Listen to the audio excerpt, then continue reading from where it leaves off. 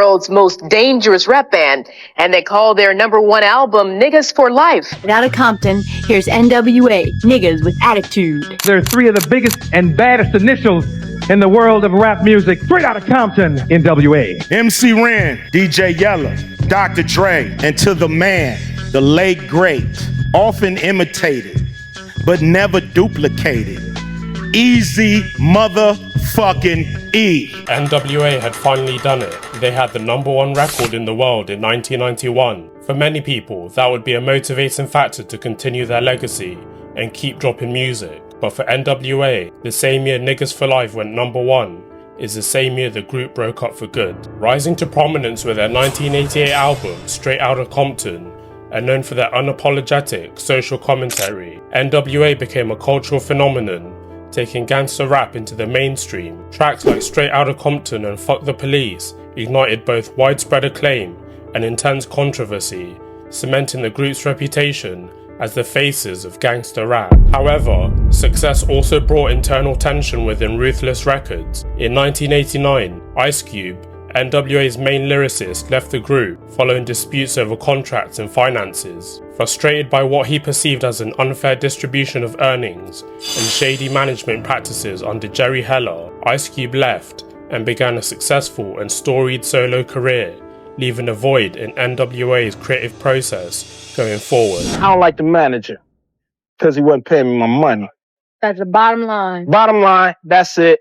No more NWA. Despite Ice Cube's departure, expectations were high for their follow-up studio album, Niggas for Life. Fans and critics were eager to see how the group had maintained their success without one of their key members. The pressure to deliver was immense, as the album would not only have to live up to the cultural impact of Straight Outta Compton, but also prove that NWA could thrive in a new chapter of their career. Almost instantly after Ice Cube's departure, Dr. Dre would continue honing his skills as a producer after he had just finished work on Michelet's album and the D.O.C's album. However, this time, he would link with Above the Law to work on their 1990 debut album, Living Like Hustlers. Cold 187 and From Above the Law worked closely with Dr. Dre on production, and the two greatly influenced each other, with Cold 187 introducing Dre to the early G-Funk sound that we would later see on Niggas for Life and The Chronic. As for NWA as a group, they were gearing up to prove their strength as a group without their main lyricist. In August 1990, they released the 100 Miles and Running EP, showcasing the group's signature aggressive delivery and polished production from DJ Yella and Dr. Dre, with tracks like 100 Miles and Running displaying their continued ability to create hard-hitting narratives, whilst the EP's overall energy highlighted their determination to stay at the forefront of gangster rap. It also included numerous disses aimed at Ice Cube, showing the lingering tensions from his departure. On the track Real Niggas, MC Ren says, "Only reason niggas picked your record is cause they thought it was something." Whilst Dr. Dre adds, "We started out with too much cargo, so I'm glad we got rid of Benedict Arnold, yo." Whilst on the EP's title track, Dr. Dre boldly raps, "We started with 5, but show 1 couldn't take it. So now it's 4 cause the punk couldn't make it." Several months ago, we had Ice Cube on the show. I asked him what was up with y'all. We got his point of view. Now let's find out how y'all feel about the situation with Ice Cube. Okay, let's see what how EAZY feel. Who that? By Ice Cube. Who that? Dr. Dre, what's up with, Ice Cube, man? Come Yella? Ice Cube? Nothing happening? Dee Barnes, host of the Pump It Up TV show, was sent by the show's producers to interview Ice Cube to get his thoughts on being dissed by NWA. Then after a short while, Dee Barnes interviewed NWA whilst they were promoting their EP, 100 Miles and Running, but unbeknownst to Dee Barnes, Pump It Up's producers would include the Ice Cube clips into that NWA episode, essentially trying to further the conflict between NWA and Ice Cube. Tragically, those series of events led to Dr. Dre assaulting Dee Barnes with his 1991 Spin magazine interview showing Dre and EAZY vividly describing the assault. As for the disses between Ice Cube and NWA in 1990, Cube would have the last laugh, as this slight jab on his Kill at Will EP would let the group know that Ice Cube wasn't ducking any beef and would still get active if needed. Dee Barnes, host of the Fox TV rap show Pump It Up, is filing a civil suit against Dr. Dre of the hardcore rap group N.W.A. Barnes seeks damages over $10 million and claims that last January at an L.A. club, Dre assaulted her, grabbing her hair, slamming her face and body into a wall, and kicking her in the ribs.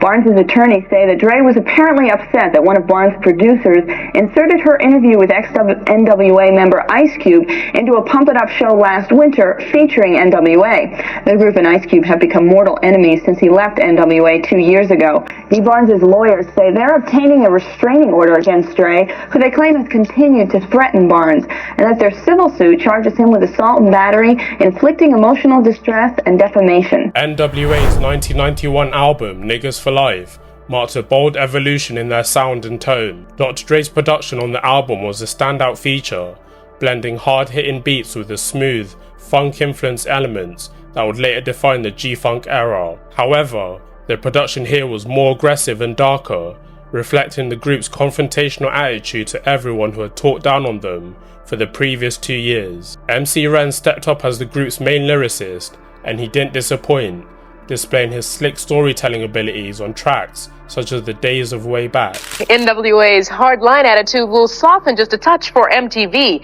They're now shooting a cleaned up video for their new song Always Into Something, set to debut in July. On the smooth, laid-back song Always Into Something, Ren and Dre trade verses throughout the track, with Ren coming off the strongest. With cool authority, he delivers lines like, You're taking a chance when you think that talking under your breath won't lead to young death. Tracks like Always Into Something, Appetite for Destruction, and Niggas for Life showcase their growth as a group, both in stature and presence, therefore solidifying their status as the face of hip-hop in 1991. And the next week, guess where they went? They won, straight to the top. #1 pop album in America, N.W.A, Niggas with Attitude. Tell me about the title of your album. I think I came up with that title. Excuse me. I came up with the title, sir. Goodness, that's kind of raw. Yo, but check it out though. But what does that all mean? You know, What niggas for life? This title, we got the title because we niggas, ignorant brothers out here trying to make a dollar. You know what I'm saying? yeah. But how ignorant is N.W.A? Come on, G. Y'all went to #1. You got a billboard on Sunset Boulevard. What's up with all that, man? Don't mean nothing until you get them dollars. This is the #1 album in the United States. And I talked to the gentleman from Billboard. He said this is the filthiest album ever in the history of the Billboard charts to go to #1. You got cussing and shit in your records. They label it as gangster rap. But it's just regular music to us, something that we just like doing. That's what we feel. We write it and they label it. Lyrically, the album took a way darker and more confrontational turn, with themes of violence, rebellion, and street life amplified to new extremes. However, it also faced significant criticism from politicians and critics for its increased misogyny, with explicit content that many found shocking, even by NWA standards. While Straight Outta Compton was praised for its social commentary, Niggas for Life leaned heavily into shock value, creating debates about the limits of artistic expression. Despite, or perhaps because of, its polarizing content, the album was a huge commercial success, debuting at #2 on the Billboard 200 and later reaching #1, selling 954,000 copies in the first week alone. World's most dangerous rap band, and they call their #1 album Niggas for Life. How have things changed since Ice Cube left? Better. Yeah, it got better. For real. It's way better. You know, because ain't no ego trips in the group. Anyway. And make peace with each other? No peace. Just like their previous project, 100 Miles and Running, NWA would once again diss Ice Cube, but whilst the disses were not the focal point of the album, their inclusion heightened the tension that had been brewing since Ice Cube left in 1989 over financial disputes. In the track Always Into Something, Dr. Dre raps, And said, Dre, I was speaking to your bitch, O'Shea. Then on the NWA behind the scenes videotape for Niggas for Life, the D.O.C. would mock Ice Cube for leaving the group. It's Cube. Yeah, what's up, Mr. Heller? Oh, everybody else done signed their contract? Alright, the Cube will be there when he gets ready. It's Ice Cube on Pump It Up. I got all suckers 100 miles and run. Like to give a shout out to the D.O.C. Y'all can't claim. The feud reached a boiling point when Ice Cube responded with the iconic diss track, No Vaseline, later that year, featured on his death certificate album. Cube's response was a brutal takedown of NWA, calling out each member by name and accusing them of being exploited by their manager, Jerry Heller. The track's raw intensity and directness struck a nerve, shifting public perception in Cube's favour, with NWA having no option but to concede that Ice Cube had won. The back and forth not only intensified the rivalry, but also highlighted the competitive nature of early 90s hip-hop. While Niggas for Life showcased NWA's dominance, No Vaseline became one of the most iconic diss tracks in rap history, leaving a lasting impact on the genre and the group's legacy. With the group at #1 on the charts and talks of a tour alongside Guns N' Roses in the works, NWA were arguably at the peak of their careers. But just like Ice Cube in 1989, financial disputes would lead to a sour turn of events, as the D.O.C had a lawyer look into his contract and saw he was being exploited. He then convinced Dr. Dre to do the same thing, and he saw that his years of hard work and being the influential creative force of the group was being exploited as well. Because of money and contractual disputes with former manager Jerry Heller and bandmate EAZY E. I guess they took advantage of me not knowing the record business back in the day. But you know, I know what's up with those numbers now.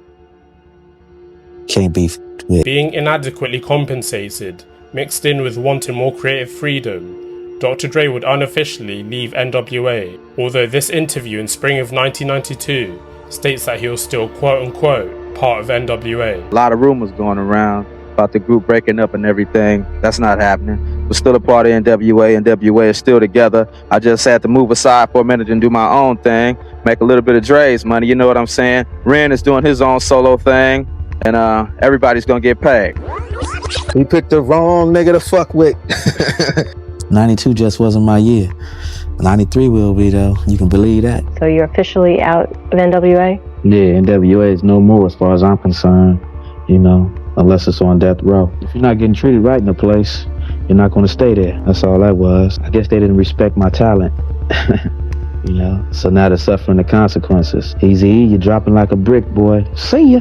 It's gonna be me, Ren, Ice Cube, and Yella, because we staying sucker free in 93, so we don't deal with Dre. Because you know where he came from, world-class wrecking crew, so it's like that now, you know. We staying sucker free in 93. How many niggas out there like EAZY E? Fuck EAZY motherfucking E.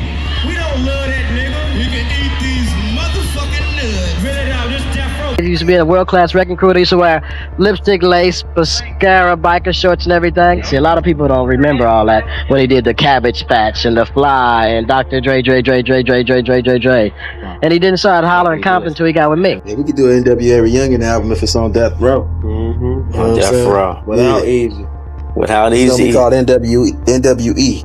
You know? Niggas without EAZY. And we talking about studio gangsters. He got the whole world fooled like he's some hardcore gangster from the streets and they ain't never stomped on no Compton concrete. See how my man was looking a few years ago. That's right. Check him out with the wrecking crew.